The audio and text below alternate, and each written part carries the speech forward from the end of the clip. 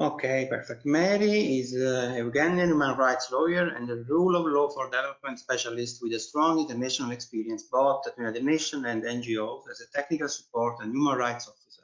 She holds a master's degree in international law and human rights from the United Nations University for Peace in Costa Rica, a master's degree in political science and economics from Sophia University in Florence, and she's recently graduated from Loyola University, Chicago, with a Master of Laws in Rule of Law for Development. She's a recent fellow of Loyola University Chicago, John Felice Center, Rome, and has worked in Latin America and with the Holy See Permanent Mission to the United Nations in New York on issues related to human rights, migration, human trafficking, and women in development. The title of her communication is The Impact of the Covid-19 Pandemic on Women Working in Informal and Extra-Legal Sectors in Uganda. Thank you, Mary. Can you hear me? Yes, I'm here. Perfect. Yeah, so I'm going to present in brief in a legal format. Yes, before I introduce my presentation, I'd like to give you a brief overview of how the informal or extra-legal sector in Uganda operates. I refer to the sector as extra-legal because most of the activities done do not generally fall under the legal regime, although they are not illegal per se.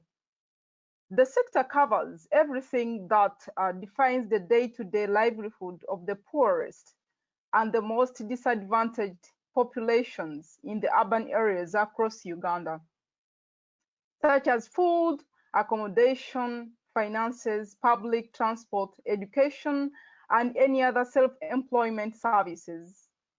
In fact, it is estimated that the informal sector counts for 93% of small enterprises operating on the micro-level basis, and in return, the sector contributes highly to the national GDP. With a growing number of unemployment, especially among young people and women in Uganda, the informal sector has been very resilient in supporting over 25 million Ugandans. The informal sector does not only offer livelihood to people with a daily income of around $2 a day with no financial guarantee for the next day, but it's also a form of social cement. Just like in any other low-developing country, access to or use of e-businesses in Uganda is not so common. So many people operate their businesses manually and in person.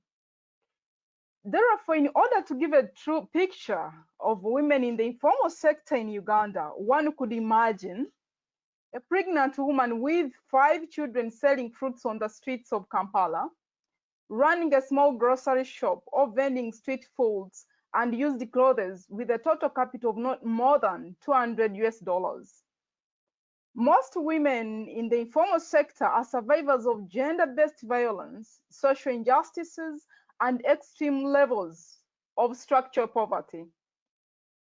Although some are college graduates, most mothers in Uganda have not had the opportunity to access education.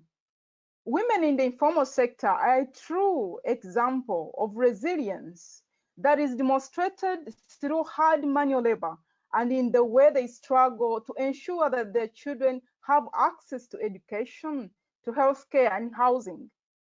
Their income is too small to have a personal bank account, and there is no guarantee for social security services. Combined with these underlying structural challenges in Uganda, here comes the COVID-19 pandemic with its own burden. Since March of this year, Uganda has been under total lockdown, and all activities that would normally entail services from the informal sector have been shut down for the past 4 months. Furthermore, during the lockdown, Uganda has had heavy rains that flooded the city and swept many of the temporary houses in the suburbs, where the majority who were affected were women and children. So recently, I had tried to engage some friends in sub-Saharan Africa to see how fertile the pandemic has been in the region.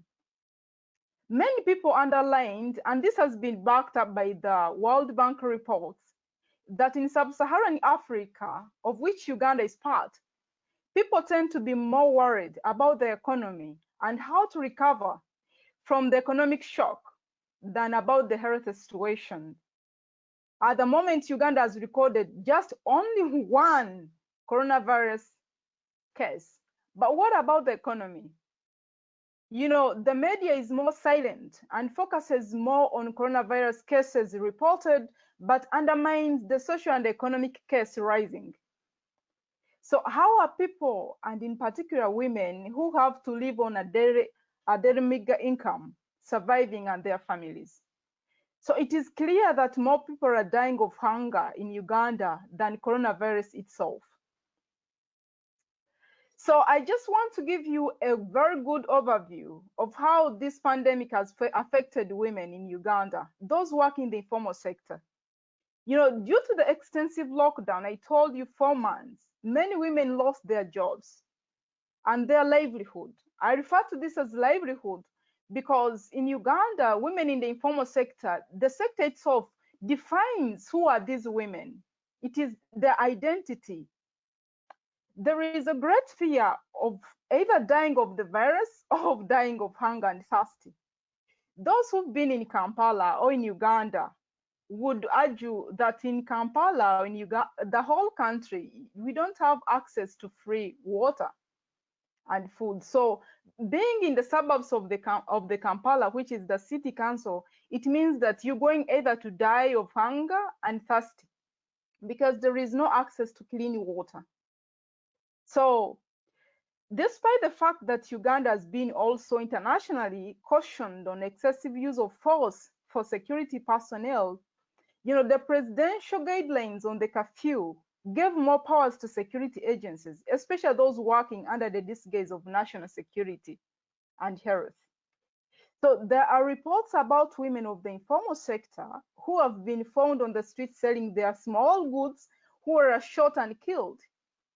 You know, others who are brutalized, dehumanized, and sexually assaulted by security agencies. In the last months, there have been reports of increased suicide cases, and I think these cases have been caused due to the social and economic frustrations that women are passing through during this period. So furthermore, the extended lockdown meant spending more time at home, inside the house.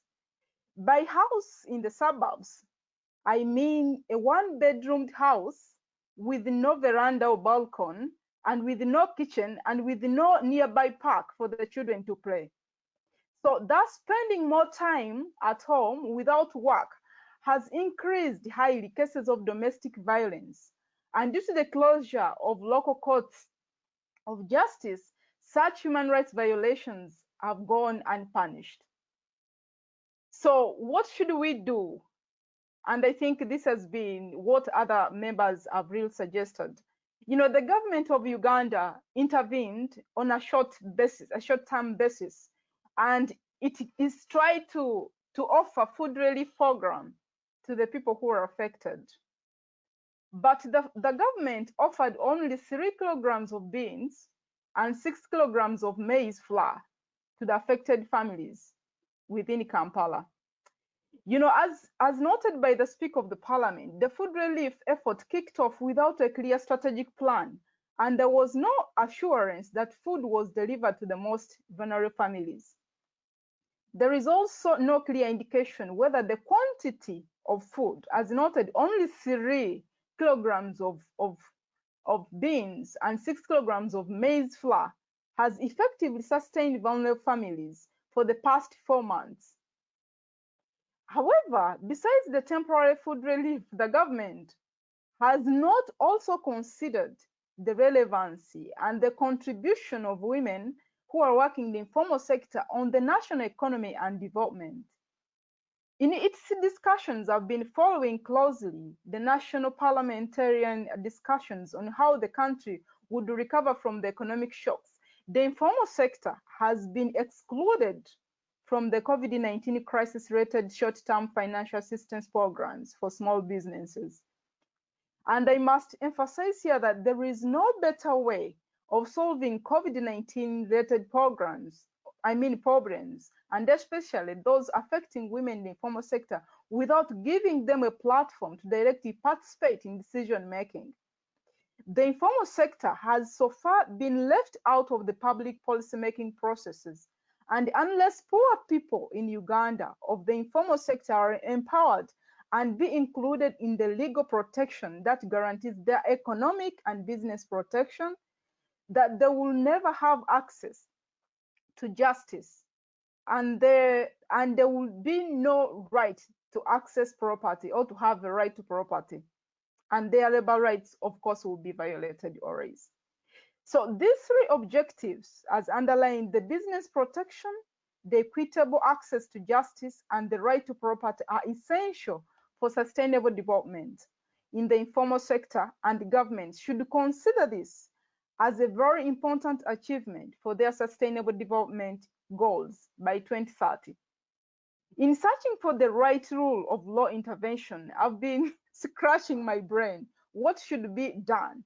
I think the government of Uganda has the first responsibility to ensure that these rights are granted, promoted, and protected at all times, and in particular during this COVID-19, with the possibility that over 15 people, all who are women, lost their jobs. The informal sector will never come back to its feet if there is no immediate short-term intervention.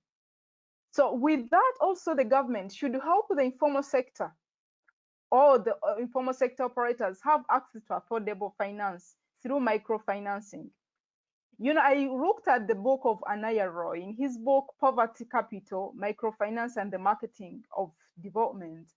You know, Anaya argues that microfinance is one of the effective ways which poor people, especially women in developing countries, can use in order to improve their small businesses and consequently improve their lives. He puts the emphasis on women because women spend more of their money responsibly on important family issues. For example, paying school fees or paying hospital bills and buying food and paying for bills and rent. On the other side, men, if you give them money, especially Ugandan men, most of them, they will buy cigarettes and alcohol. So with all these extreme bad experiences that the microfinance in Uganda has given to the poor people, there is uncalled for attention that the government should intervene to ensure that if people get these small loans, they shouldn't be charged higher taxes, or they shouldn't mortgage their property as a prerequisite of having the loans. So in fact, there are many rule of law interventions that could be proposed, but as noted before, the effective recovery of COVID-19 can only impact positively on women in the informal sector if it directly involves the victims, making them part of the decision-making processes, empowering them and recognizing their presence and their vital contribution to the national economy and development. The informal sector alone cannot stand without any kind of support. But also the formal sector can never survive without the informal sector. So the formal sector needs the informal sector for it to operate and to survive. And the government also needs the informal sector for its presence in the economic recovery, and development, and also the national security. Because if all the people, over 15 million Ugandans or women who have lost their jobs, they start maybe operating in organized crimes, I think the country might be at risk. So it is my plight, therefore, that poor women be given a real platform in Uganda and also in other African countries to play actively in political decisions or on any kind of policies that affect their lives. Thank you. Thank you, Mary.